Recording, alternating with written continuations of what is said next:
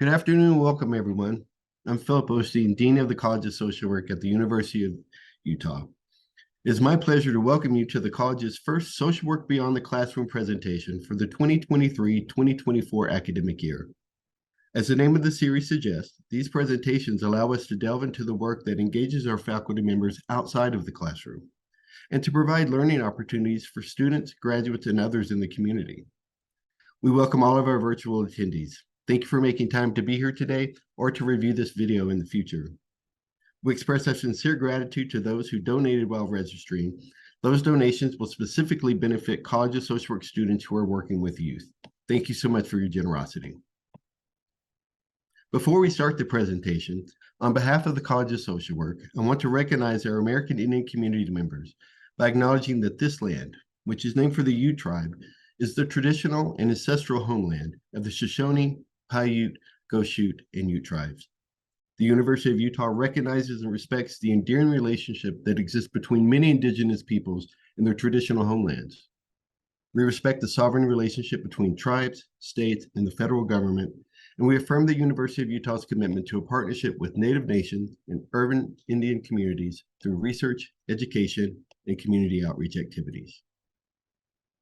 Today, we are excited to showcase one of our newest faculty members, Dr. Danielle Littman, as she shares her research in unique ways to partner with young people with histories of housing instability and reimagining safe and affirming spaces. Dr. Littman uses place-based, arts-based, and participatory methods to explore and reimagine supportive settings and care practices for young people at the margins. Her work has been recognized and funded by the 2023 Society for Social Work and Research Doctoral Fellows Award, and she was a 2020 to 2022 fellow with the Social Work Health Features Lab, funded by the Robert Wood Johnson Foundation. Following her presentation, Dr. Littman will have about 10 minutes to respond to audience questions.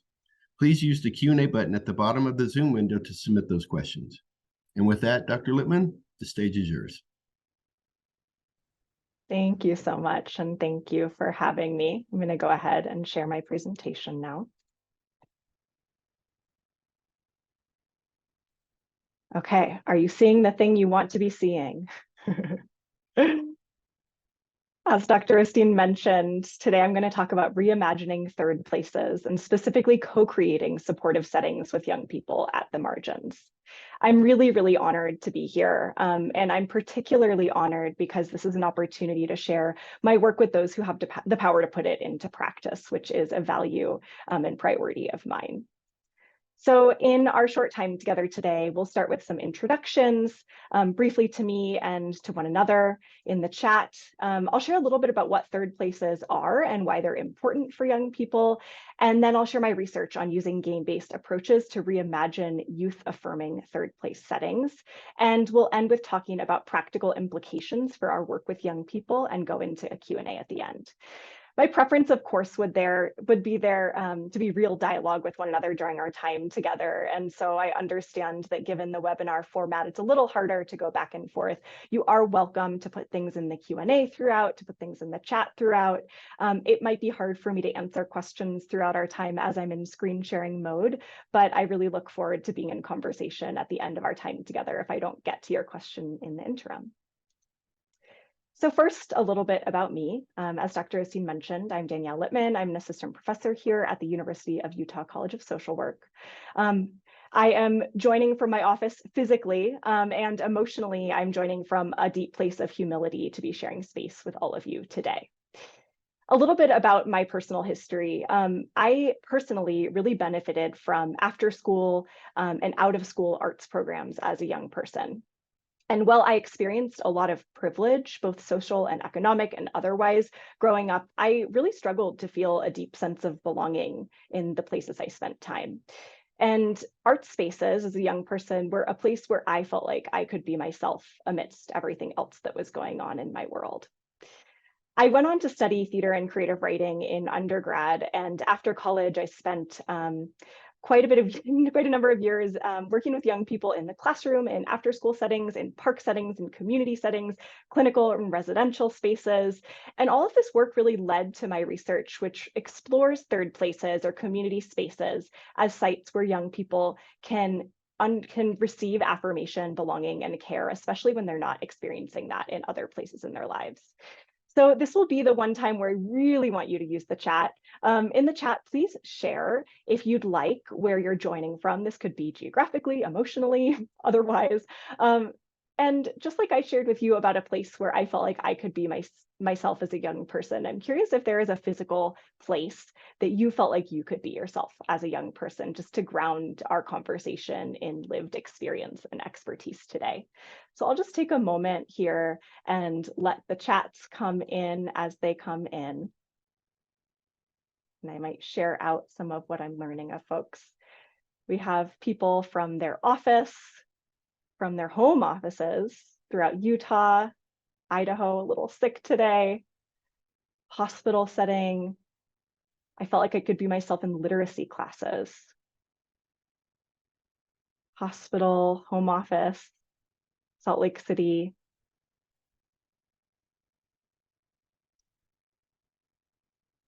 A public library is where somebody felt like they could be themselves. I'll read a few more and then we'll keep moving. At home is a place where somebody felt like they could be themselves. A youth group, volunteer work, alone in my bedroom, neighborhood friends. Thank you so much for sharing, and please, please keep these coming. I felt like I could be myself on stage. I love that, given my theater background as well. Thank you. So you might be wondering at this point in the presentation, what are third places? It is not a term that I coined. It is coined by Dennis Oldenburg and Raymond Brissett in the 1980s. And they contend that there are first places, which are homes, and second places, which is school or work, where a lot of us are joining from. Given our current world, a lot of us are joining from a first place that is a second place, or a second place that is a first place as a home office. Third places are physical settings, often, sometimes virtual settings, that are usually communal and oftentimes public, and they are meant to be neutral places where a social hierarchy is non-existent. They're social, they're accessible and accommodating. Oftentimes there are regulars, and so we think about, oh, I always see that person at that one place. They have a low profile appearance, so they're not ostentatious in architecture. I often use the example of a castle is not a third place.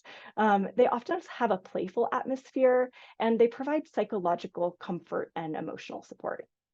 And some common examples we can think about in our everyday world are parks, libraries, coffee shops. These are spaces that some of you all mentioned that you felt like you could be yourself as a younger person, community centers.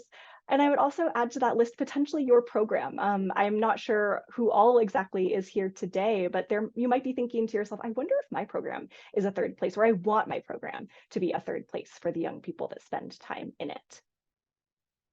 Why are third places important for young people? Well, we know that having a third place can combat social isolation, is a place where you can build connection with peers as well as caring adults. And it's also a place to get social, emotional, and everyday needs met. And something that I've looked a lot at in my work is that this is especially true for young people who are not getting these needs met in first and second places. So as Dr. Osteen mentioned, a lot of my work is partnering with young people experiencing homelessness and housing instability who might not really even have a first and second place. And so they are getting their needs met in a third place that others might be getting met in other places. But I also suggest that, unfortunately, the current third places in our world are coming up short. I'm going to share a little bit about what you can see in these photos here. So on the left, you see a photo of a bench, and you might look at it and say, oh, great place to sit. But what you might not realize upon first looking at it, or maybe you've already picked up on these bars, armrests in between the seats on the bench. Yes, it could be a great place to rest your arms, but it's also a way of designating how you can spend time in that place. So that is a place that is not meant for people to be laying down, for example.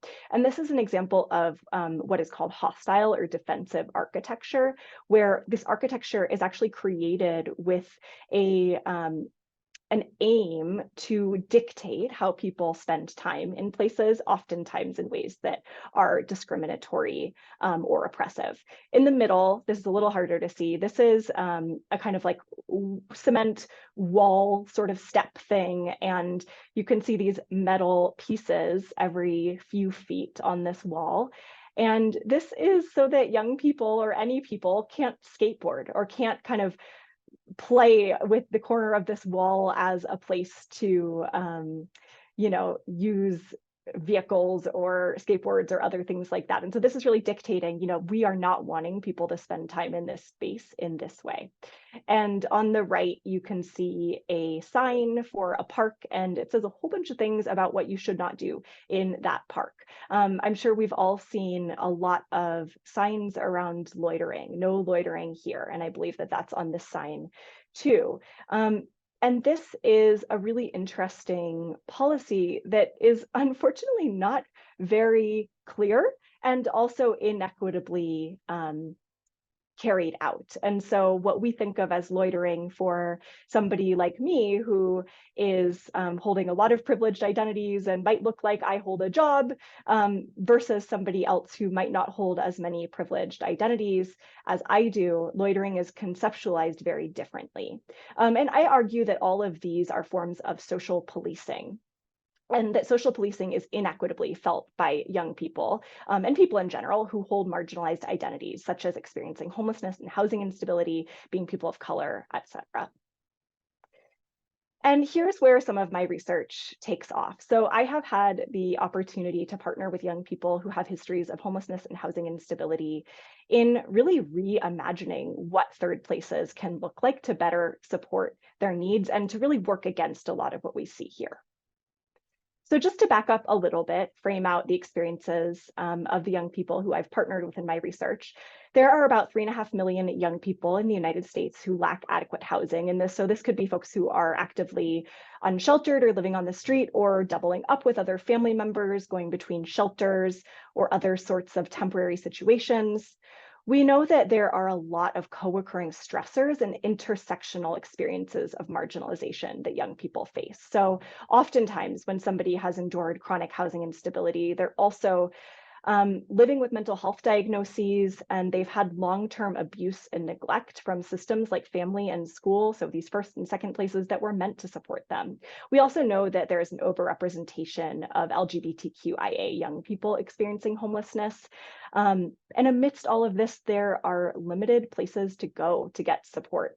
But we also know that settings can act as supportive and protective factors against all of this oppression and marginalization. So I've had the fortune in my research recently to partner with Laurel House, which is a permanent supportive housing program for young adults in Grand Junction, Colorado.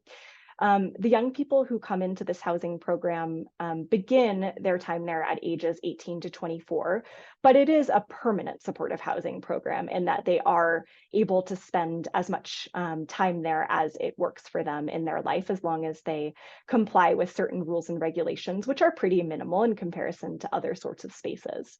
What is particularly interesting about this building, and this is actually a picture of Laurel House on the left here, is that a trauma-informed architecture firm was the designer of this space. And so there really was a goal here to create a physical setting that attended to the trauma that many young people had endured before moving into permanent supportive housing. And I've had the opportunity to ask a number of research questions alongside this group, and I'm going to share about one main aim today of my research, where I was partnering with young people in Laurel House to reimagine third places. And I specifically asked, how would recently housed young people reimagine third place settings to best support their physical, emotional, and relational needs? And thinking about the sort of theoretical underpinnings of third places, how do these reimagined spaces align with or differ from the original understanding of third places? Are our original understandings of this theory still meeting the needs of young people in our communities today? And in order to go about this research, I used game-based inquiry, which I'm going to share a bit about. And all of this work is really underscored by an ethic of design justice. And design justice says, that by centering the needs and participation of those who are most marginalized or excluded in our society, in our design processes, we can create future designs which explicitly challenge rather than reproduce structural inequalities. And so in our designs, we are really placing the margins at the center. And by doing so, we can meet many needs. You might have also heard the phrase universal design, which is an aligned concept. An example that I like to give here is that when you put in a ramp up to the entrance of a building, people who use wheelchairs can benefit from that ramp, but it will also be benefiting people who are carrying a lot of things on a dolly or people who are pushing a stroller. And in the context of my research, by partnering with young people who have experienced arguably some of the most marginalization, oppression, and exclusion in our society, we can create spaces and imagine spaces with them that will better meet their needs as well as many, many, many other people's needs more universally. And I do have an arts background, but I am not a game designer by trade. So in order to carry out this research, I had to learn quite a bit about game design processes. I learned that there is something called serious games, which sounds not fun at all, but are sometimes fun. They are games that hold a practical purpose, like education, decision-making, discovery, coming together. And as Dr. Osteen mentioned at the beginning of the talk, I've also received training over the past few years through the Social Work Health Futures Lab, where I learned a lot about futures and foresight practice and what does it mean to be futures oriented in our social work practice. And I'm specifically drawing upon the work of Ramos et al. And thinking about engaging in participatory futures practice to shape more democratic and equitable futures. One of the key thinkers and writers in futures practice likes to say that the future has always been entangled with gaming. So to go about this process that I really wanted to center futures and imagining and design justice, a game was an exciting way to go about that. But actually designing the game took quite a process. As I mentioned, I was really learning as I went. I learned about this continuous iterative game design process, which includes brainstorming, prototyping, implementing and playtesting. You'll see on the left here a photo of a Jamboard where I went to my colleagues at the Social Work Health Futures Lab and I gave them some initial ideas for what the game would be like. I basically said, okay, I want there to be these tenets of third places and I want young people to reimagine them and I want to create and design together. And in the first iteration of sharing my ideas, I got feedback that it was really not fun at all. Like I recognize it was supposed to be a serious game insofar as it had a purpose, but I did want it to be a little bit fun. And so this group helped me think about, okay, how could you add stakes and competition to this game? I also had the opportunity to work with a local game store called Playforge, which is in Colorado, where I lived most recently. And the owner of this game store was so kind and listened to me talk about my ideas for this game for about an hour and then took me into the store and said, okay, it's kind of like this game and kind of like this game. And could you imagine a mechanism from this that's mixed with this? And then I went away and spent a couple of months reimagining and reimagining. And the photo at the bottom, you'll see my first prototyping session. So I had enough material to actually be able to try playing the game. And luckily, because of a lot of the feedback that I had already received, I learned that I was on a good track and that there were just some tweaks that needed to be made before playing the game with young people, which is where I went into my implementation and playtesting process. So after all of that, I brought this game up to Laurel House in Grand Junction. I was living in Denver at the time. So drove up, had a few days that I was planning to stay there, and decided that I was ready to invite young people, residents at Laurel House, into playing the game with me. And I have consent to share these photos of actually playing the game during what became our data collection. First, let me just tell you a little bit about how the game works, because I've said the game, and you're like, what is actually happening here?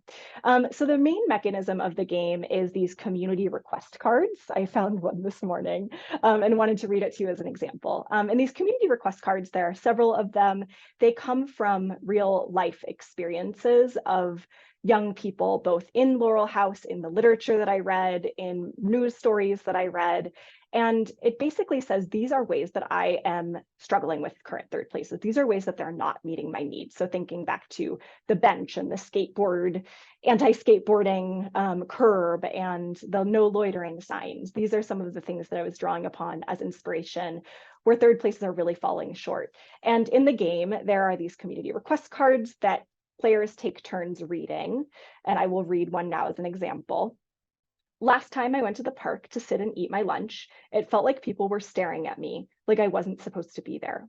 I don't know if it was what I was wearing or what I look like or what. I hung out for a bit, but I couldn't shake the feeling that people, by which I mean adults, wanted me gone. I just need a place where that won't happen so I can just chill and eat my sandwich without feeling watched. So this is a young person who just wants to spend time in the park without feeling stared at, without feeling like they don't belong or being asked to leave in some cases. And after players take turns reading the cards, they have a few minutes. I think we did 3 minutes in these game rounds to use all of those materials that you see there. So stickers and pens and pencils and pipe cleaners and clay and Play-Doh and blocks, etc., to create some sort of element of a third place that meets that young person's need on the community request card. Everybody shares the designs that they created, and kind of like Apples to Apples or Cards Against Humanity, the person who read the card gets to choose which is the kind of winning design that they then put on the map in the center. It becomes a part of the community third place that these young people are creating. And the data, when I went to analyze what we found in these 6 1.5-hour games, were the transcripts. So I was recording all of the games the entire time and got all of the conversation, dialogue, sometimes disagreements on tape so that I could understand what are young people reimagining for third places. And I won't go too nitty-gritty into my analysis here, but essentially what my team did is we used the original tenets of third place theory that Oldenburg and Brissett suggest back in the 80s and say, how are the places that young people are creating aligning or not aligning? How are they speaking back to these other concepts that are supposed to be a part of third places? And you can see this photo of a whiteboard where our brains were just sort of all over the place, like, okay, is it these different assumptions that are here? Is it that there's this new sort of web framework? What does this look like? How are these things connected? And here is what we ultimately landed on. We found that the tenets that have to be present in creating third places for young people, especially who hold marginalized identities such as housing instability and homelessness, are they need to be places of agency and individualization. They need to have explicit inclusion. So instead of imagining everybody belongs here, there's no social hierarchy, we need to be explicitly including people and saying, we created this place with you in mind. And they need to meet everyday needs. And this is especially true, again, for young people who are not getting their needs met in first and second places in their lives. But it's not enough just to say, these are the tenets of third places. We found that there are so many ways that young people suggested we can actualize those tenets. I'm going to quickly go through them now, but the rest of our presentation is really going to be focused on how this can look in practice. So these are some of the qualities that actualize these tenets. They need to be places that meet many needs, do many things. They need to be portable and adaptable. There needs to be freedom to choose how to play, choice for privacy or connection. They need to attend to and subvert oppressive social hierarchies. People liked knowing that people will be around, and quite simply, they need to offer free amenities. I'm going to share just a few examples before we get into the implications for practice, because I think this kind of brings to life what some of the examples came up in the game. So one young person, this speaks to this theme of choice for privacy or connection. They designed, and this is this kind of pink and wooden design here. They were describing how they wished that when they were feeling lonely, that they could sit on a bench and that it would slide together with another person who was also feeling lonely, but too afraid to say it. And they said, these are 2 benches, right? You press a button and the 2 benches just kind of join together. I like the idea that they just slide together. So it offers this choice for connection, but without having to go out of your way to ask for it. When we think about places that attend to and subvert oppressive social hierarchies, Young people described that it's not that it's just a place of young people. There are young people and adults around, but the adults are present but not necessarily in charge. One young person said that the parents or the adults aren't allowed to, be bossy. Like they don't tell you what to do. It's more for comfort. It's more like if you've lost your mother or father as a child, they're there to be that father figure or mother figure for you. So unlike other places where adults are in charge and have power, young people are imagining spaces where adults are present, but more in supportive roles and not in power and in charge roles. They also talked about knowing people will be around as a comforting thing. And this design here, a little hard to tell without me explaining it, but this is a club that a young person created. The little poof balls are an adult-sized ball pit, and the gems are a dance floor. And the googly eyes are what this young person describes as the eye of the sky to the whole building. They're making sure everyone's still safe and good. And so oftentimes we think about surveillance in third places as a purely, I was thinking about it, I think it's a purely concerning thing. People don't want to be watched. But instead, there was this sense of care that went into looking out for one another that young people were seeking. So how do we in our practice create these kinds of youth-centered third places? I'm going to spend the rest of our time really breaking this down into each of these qualities and offer some ideas that I have from my research about how this could look. And I really hope that in the chat and or in our conversation at the end that we can come up with additional ideas together. As I share these things, when I'm imagining bringing these practice implications to life, the goal is not to find like huge amounts of funds and make monumental changes to create affirming places. That would be incredible. I would, magic wand, that would be great. And I do believe that dreaming is a really life-giving and vital act, as we see in this game. I encourage you, though, to consider how we can make small and free or inexpensive adaptations to better center young people's affirmation and welcome. So one of these tenets were places that meet many needs and do many things. And when we think about this, we can imagine community center or hub type spaces that have multiple subsections and purposes, places to sit, dance, connect, meet, gather in large groups, be alone. But this could really just be as simple as sectioning off a large community space that you might have access to have multiple options of what to do, rather than just imagining that everybody is going to be interested in doing the same thing. When we think about portable and adaptable physical spaces, this could mean furniture or other infrastructure that is modular, like we see in the picture below, to adapt to user needs like sitting alone, meeting with others. Or we can also think of mobile or pop-up versions of larger third places. So we've seen, little free libraries around, like pop-up coffee shop. Could you just have a day where you go to a park and say, now, today is our coffee shop. We are going to create this right now, and it's not going to exist forever, but it is going to exist in this pop-up way. And can that be portable and adaptable in a way that engages others in creating that space with you?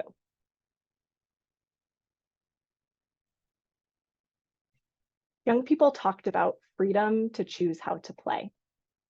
So people are desiring places that honor multiple kinds of play. This could be things like board games, video games, sports, art, dancing, crafts. In the permanent supportive housing program that I partnered with Laurel House, they have a garden in the back, a foosball table in the main common space. And these are spaces that young people talked about as really creating a sense of connection and choice for them. It's important, of course, to think about age and developmental stage. So the kinds of play that we'd imagine for very young people is, of course, going to be different for young adults like those who I partnered with in my research. You'd be surprised, though, having all of this Play-Doh and pipe cleaners and all of those things, materials during the gameplay. Pretty much after every single game, young people ask, can I take this back with me? Like, this is actually really centering to be able to just like play with this in my hands while we were talking. And I was always like, yes, yes, take it. You know, we had plenty, there was abundance, and it was really exciting to get to share that play in sort of a meta way. I like this graphic that shows many types of play, like active play, make believe. Again, this could be games or live action role playing for older folks who are not super young. Manipulative, like puzzles, construction, patterns, building things. Creative play and arts, as well as learning, learning new things, skills, ideas through play. This came up as so important. Third places, because they're in our society, which mirrors the rest of our society, unfortunately, are places where young people often feel oppressed and discriminated against, or at least like they don't belong. And there were so many ideas that came up for how to attend to and subvert those oppressive social hierarchies rather than just imagining or hoping that they don't exist. So again, young people talked about mentorship opportunities where adults are in a supportive and caring role. They talked about youth leadership or advisory opportunities to have an active part in building third places where they spend time. And these are some small social norms as well that just flatten hierarchies that were brought up. People described sign-in sheets that allowed, or sign-up sheets that allow community members to access the same resources. Like, I get the dance floor this night and you get the dance floor on that night, as well as calendars that celebrate everyone's birthdays. And this was especially true for young people who felt like, I don't have somewhere that I'm being celebrated. Could I walk into this place and feel like I, just like any other person here, no matter what power position they hold, are being celebrated? Young people also talked about a choice for privacy or connection, having places where you can choose to be alone or together, places that allow for adaptability between being alone and gathering. And for this one, I'm going to talk about a very specific place at Laurel House. So this is actually the lobby of Laurel House. And towards the back, you can see these circular nook-like things. And these were places that in other parts of our research, we did these tours of the building and learned about places where young people felt safe and unsafe, comfortable and uncomfortable, connected and disconnected. These nooks came up multiple times as places where people felt like they could be both alone and connected at the same time, because they could be kind of physically alone and felt like there was this barrier between them and everybody else, but they could see what was going on. There was really good visibility.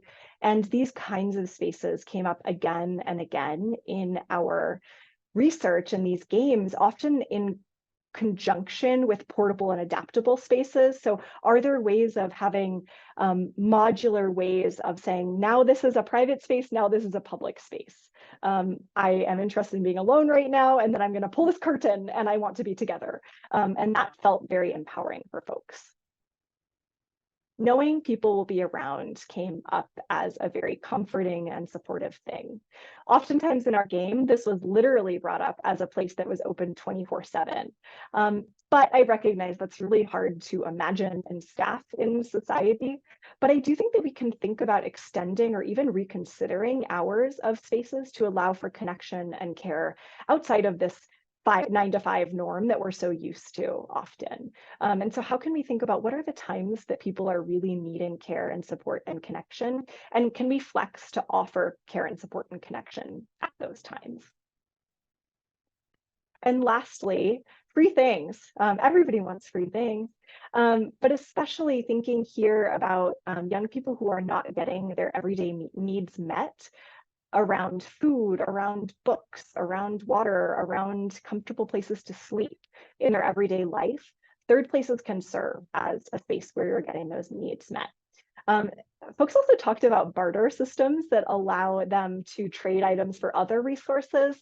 So they created in the game things like coffee shops where you can come in and bring a can of beans that you have for a muffin that they have at the coffee shop. And so thinking a little bit creatively about being in community with one another and sharing resources. And again, I think that while we can't all just offer everything for free forever, everywhere, and always, there are little ways that we can offer that abundance of resources, even just through having abundant snacks available in our spaces, for example. So now I'm really excited to turn to your work, and this is where I hope we can start our discussion today. I'm curious, as you listen to these findings and this research, what do they offer in terms of questions or concerns, or maybe even inspiration in terms of the work that you do? When you think about the spaces that you foster, how do they inhibit or really offer opportunities for young people's agency? And where might there be space to actually co-create with young people in reimagining your space to better meet their needs? So I'm happy to put these questions in the chat if it would be helpful once we get to discussion. But before I kind of close my PowerPoint out and we can get to talking a bit more, I just want to offer a quick plug that I am hoping to continue developing this game. And so if you think that you or an organization you know of might be good collaborators for continuing to design and reimagine versions of this game that can meet many kinds of needs, whether that's for organizations, architects, community planners, please, please, please feel free to reach out. As Dean Osteen mentioned, I am new to the University of Utah and the College of Social Work, and so I'm in this really exciting place of building connection, and would love to build connection with you if you think it might be a good fit for our work. And lastly, if you are a third places nerd or third places curious and want to learn more, I've had the honor of being guest on a couple of different radio shows, podcasts over the past few months, and you're welcome to listen more. This radioactive one in the center is a local show that folks are probably familiar with, that is really centered around local third places, and was a really great opportunity to connect with others in our community. And finally, I'd love to chat. And so I'm going to stop sharing my screen for a little bit, but I will reshare it if there are things from the PowerPoint that you would like to see. Thank you so much.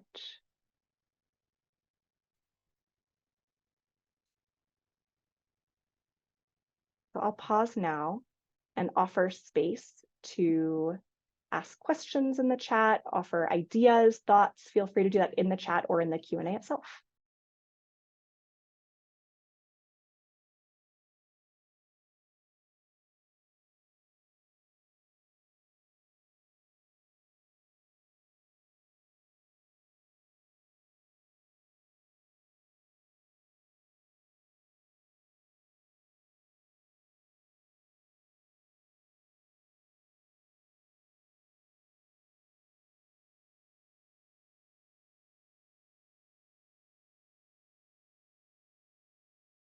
Somebody wrote, how cool that trauma-informed architecture firms are a real thing. Absolutely. This organization is called Shopworks Architecture, and they are out of Denver and doing some really exciting and public-oriented work. Somebody asks, would you say more about the idea of surveillance versus caring oversight? This is such a good question, and it's something that I think I'm really grappling with answers to. I think that one of the ways that we can distinguish between surveillance versus caring oversight is thinking about the power dynamics of who is doing the caring, who is doing the surveilling. And if there is, an adult who has a lot of power over a space who is watching, it can probably feel like surveillance. Whereas if there are more collective decisions of those who are in a community, of other young people, for example, there might be more of a sense of caring oversight. I think that another thing that I've found in my practice is that just being really transparent about the goals or the aims of why we are watching for what we're watching for. We are looking out for this truly only for safety. We don't want to police how people are spending their time. Of course, we need to really break down what we mean by safety. But I think that the power dynamics are really everything in terms of the difference between surveillance and caring. So somebody also asks, how has your work been shared with or accepted by architecture and planning folks? I'm specifically thinking about the new student housing, which is quickly expanding.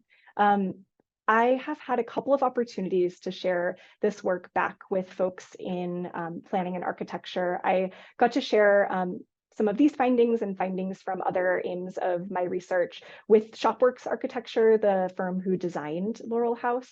And that was a really exciting thing because they were actually in the process of designing another permanent supportive housing, I think Ann Moore program in Colorado at the time.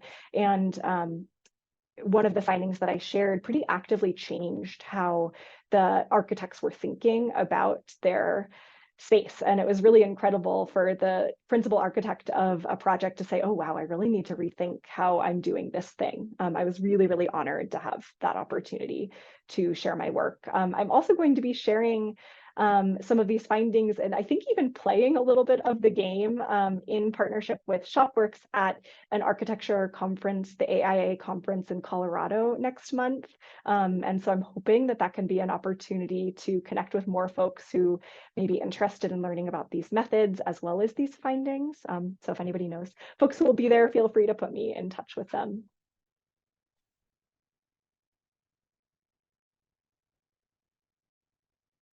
Somebody asks about ideas for bringing elements of this to an established support group for kids. I think it's such a good point to think about an established group versus a new group. I think that there are pros and cons to both. With an established group, you have relationships already built, and that is such a gift because sometimes, as I'm sure a lot of folks know, in work with young people in general, especially when there are power differences such as age and race and other social dynamics, there's necessarily a lot of time needed for trust building. And so it's kind of great to be able to say, okay, we already know each other well. Hey, do you want to reimagine something about our space for one another? I think that leaning into already established opportunities for feedback and for co-creation are a great place to start. If you're interested in actually bringing the game in, that's something that I would certainly be happy to talk about with folks. But more than anything, I could see just saying, hey, I went to this webinar and I was learning about XYZ. Does this resonate for you at all? And maybe it totally won't, which I'd be super curious to know about because that helps move along the generalizability of my research. Or if it does, then what could we actually implement in our space to better create a space that works for all of us?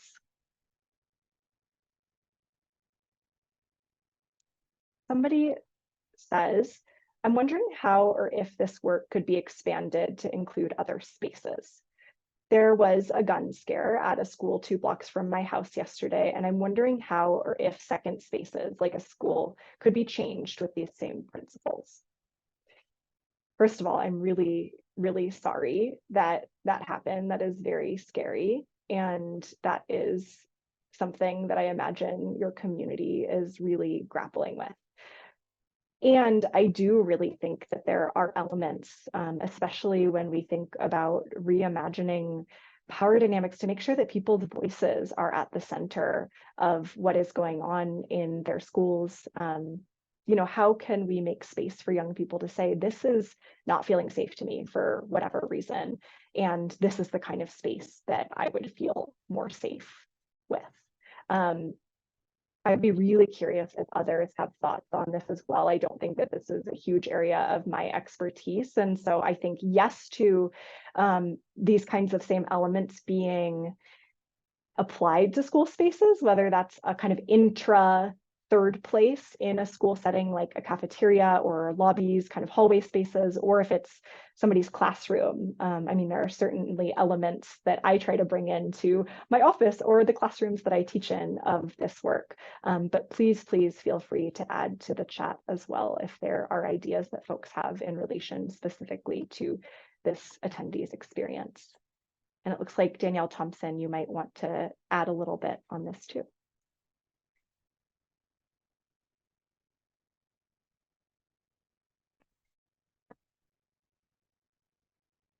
Maybe not.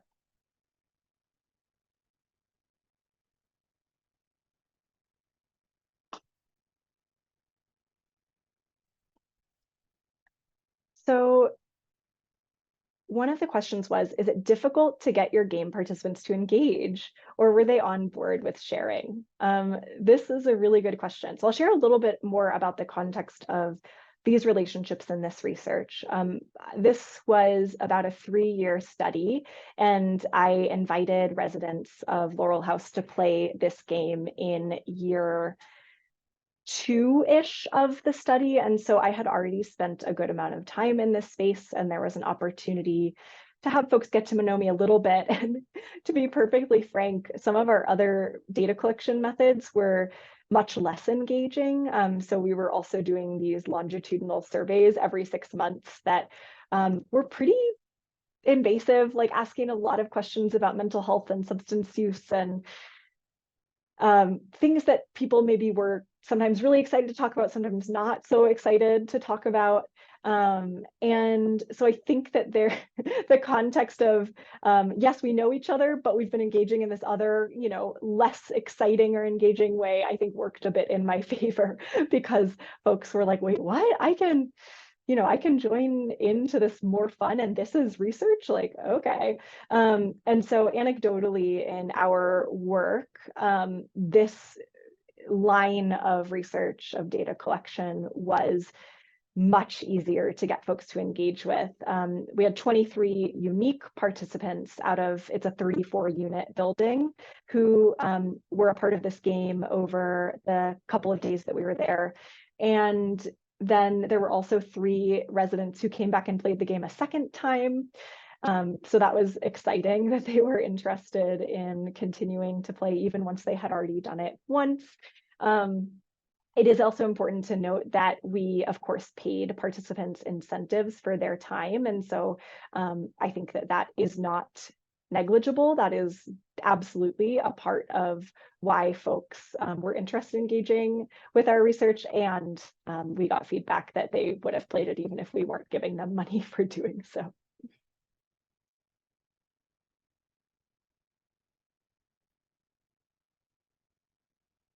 Somebody says, thank you for broadening my vision. I'm looking at the inside of my home and wondering if all of my family, 18 members, including grandchildren, feel safe and could feel their best when they are here.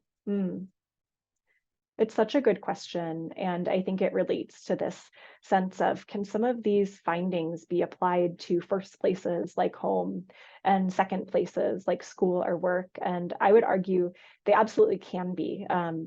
I think that there are differences, and that's something that we should certainly explore more. But it's interesting to consider how, we even have third places within our homes, like our living rooms or our dining rooms potentially. And so how could we offer these findings into other spaces too? Somebody asked, what was the age range of study participants? Do you think your findings would also be applied to older or younger people?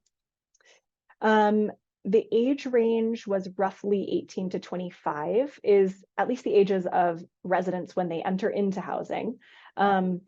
This was about a year and a half to 2 years after the program was opened. And so there was, 2 years potentially older than that. So folks, top of the age range in their mid-20s.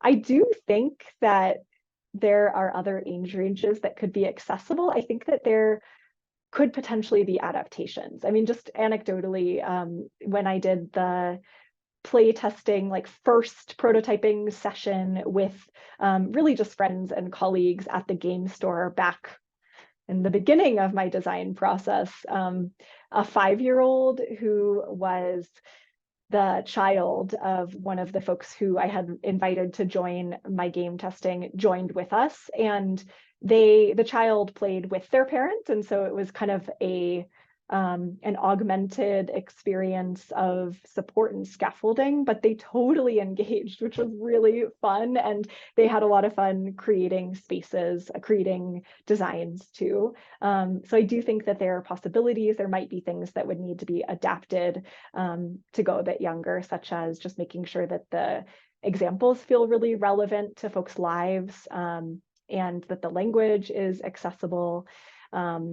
I think older, I mean, a lot of the prototyping playtesting that I did was with folks who don't fit into that young adult age range. And so I think, again, it could certainly go older. And I did not get the feedback at any point in the process that it felt infantilizing or like too young to play the game. But I could see there being, again, other like case examples that we need to bring in within these community request cards to better speak to what folks are experiencing at different developmental stages.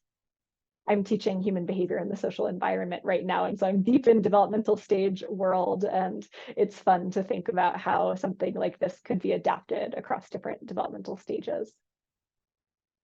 This is such a good question. Of the components that were identified to make a good space, do you think there are any that are more critical than others?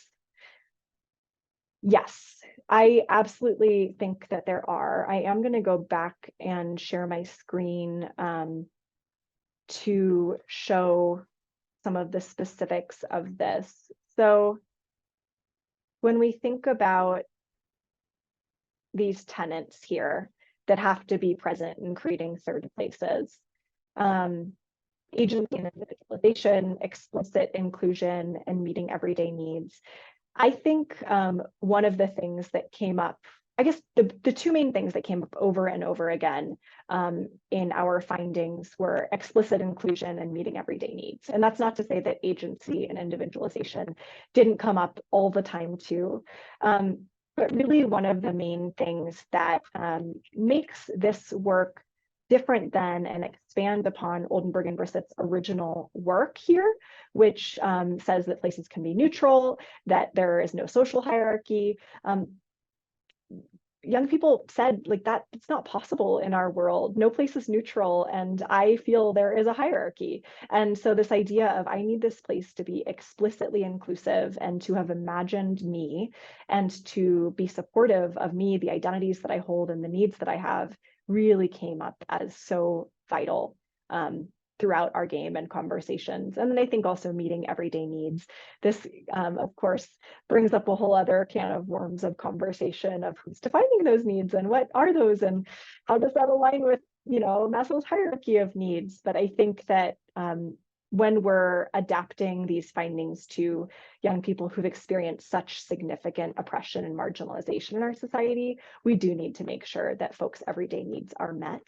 And I think that's a piece that would be kind of different and more adaptable when we're thinking about different populations or different groups of folks. Somebody asked, it looks like you were doing this work during the height of the pandemic. How do you think your results might have been different 5 years ago? That is such a good question. I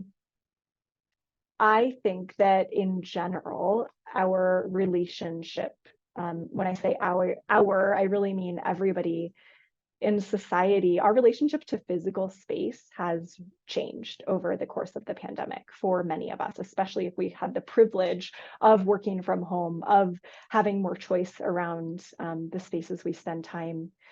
I think for a lot of folks, there has been sort of a resurgence and re-recognition of the importance of third places. And this is especially for young people when we think about all of the times that a lot of young people are spending on screens and on social media in conjunction with the truly epidemic levels of loneliness that we are facing in our country right now, according to Surgeon General Vivek Murthy. We are struggling. And so I think that in some ways we might think like, oh, we have realized we don't need physical spaces as much. Like this talk is virtual, and we're all able to engage in lots of ways. But I think that we've also seen just a real resurgence and recognition of the value of physical space. That's something that I'm hoping to really look more at in future research as well, because I think it's so interesting to consider. But just anecdotally, I mean, in the past year, I've had the honor of speaking on a couple of different podcast radio shows, which were shared in the chat. I've had just yesterday, I think it was a high school student emailed me and said, I'm doing a project on third places for young people right now. Can I have access to one of your published articles that's behind a paywall? And so I think that just shows, and the reason I think they're a high school student is because their email address was from like public high school, K-12, which is so fascinating. And so I think that there is maybe this recognition of what is needed now in ways that maybe didn't feel as pressing or as dire or as life-giving as it might have before the pandemic. I know we're getting close on time here, so I would be curious if there are any thoughts that folks have that they would like to share in the chat before we head out, or burning questions that you would like to ask me before we go.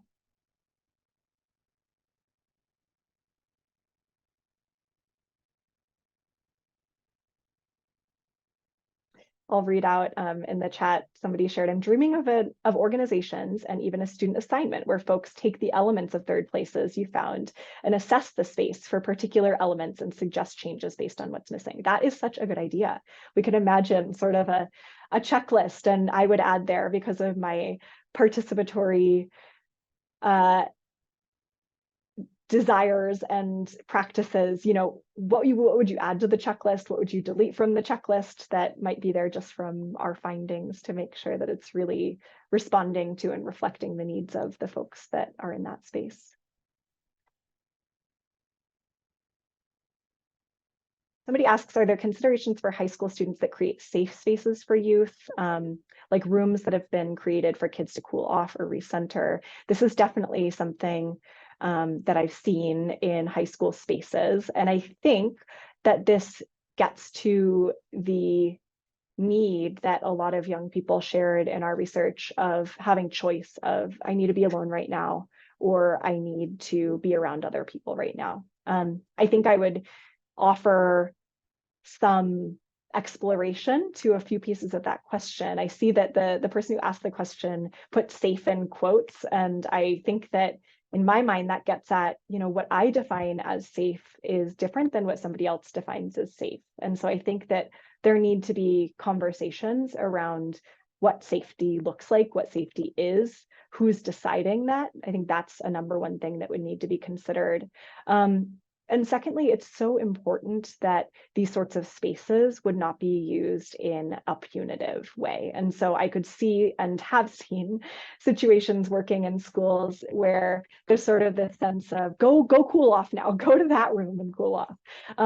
And that is really just sort of reifying structures of power and discipline that we so often see in school spaces. And so I would just encourage any sorts of spaces, high schools that have spaces like that, to offer agency around young people's choice to spend time in them or not. Okay, I'll do this last question.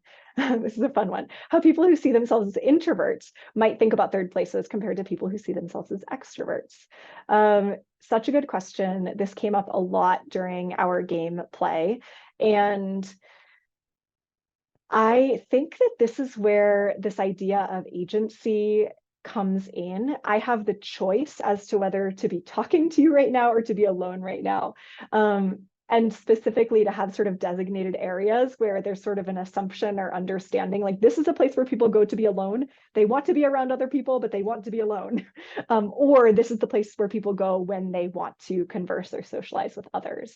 And I think that some spaces in our world, and third places in particular, can be kind of coded in that way. This is an open bench versus a closed seating area, but how could we make those things even more explicit in our spaces so that we could know, oh, I'm really seeking connection right now, or I'm really seeking to be alone and by myself, even if I'm in the presence of others right now. Thank you all so much for your incredible questions and for spending time with us here today. I really, really have valued this time together and had a lot of fun.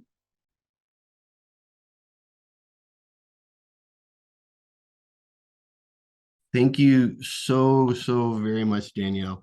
I think everybody on this presentation probably sees why we were so excited to hire you to come to the University of Utah.